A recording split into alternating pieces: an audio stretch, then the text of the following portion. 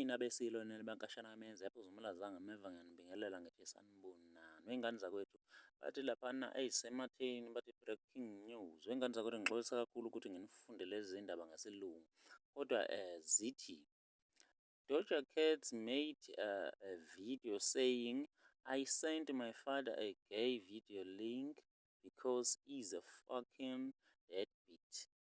I don't want anyone to do with a deadbeat.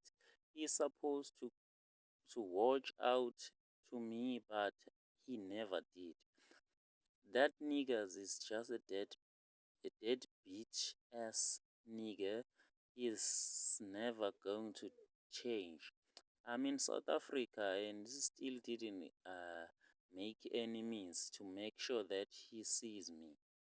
Okay, uDumzane laphana bese naye aveza isayidi lakhe laphana. Uthi uDumzane Dlamini, who is a Doja Cat's father, responded and said, well, firstly, that kid is very disrespectful. How do you send your father a gay link? I won't father a kid without manners because I grew up with manners myself. It's clearly that she was poisoned to be against me by her mother, and she's doing exactly that. She can keep a relationship and dollars if they will come with disrespect and without manners.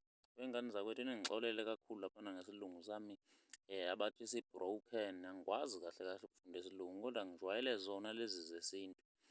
Wengane zakwethu kushubile ngane zakwethu ukuthi abanye bathi umfo kaDlamini laphana uyileke emcimbini wendodakazi yakhe abafike bamxosha laphana kwathiwa nje akafunakali. I-management yakhe emxoshile kwathiwa hhayi bazomnika ngisho imali yethikithi lakhe alithengile.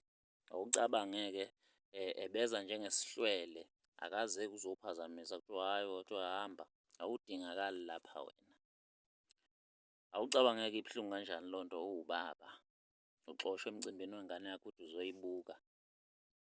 Abanye lapha kwi-social media bathi hhayi benze kahle bamxosha ngoba ngeke abuke ingane yakhe ibenusa. Kuthini okwakuphawula kulokhu?